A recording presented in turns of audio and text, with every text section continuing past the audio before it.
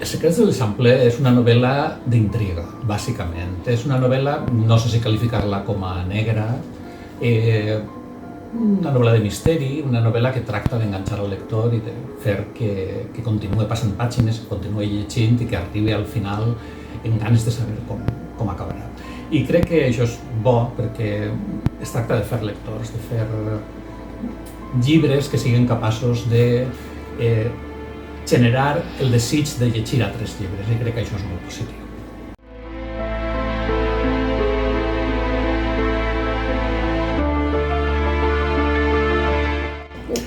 Secrets de l'Eixample passa en un barri molt concret de la ciutat, en un barri que no és el barri antic, que ha sigut objecte de localització de moltes novel·les, tampoc és un barri de l'extrarradi, és un barri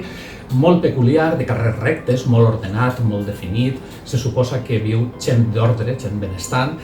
i això li confereix una peculiaritat molt marcada. La gent que hi viu és una gent que guarda les formes i de vegades arribes a pensar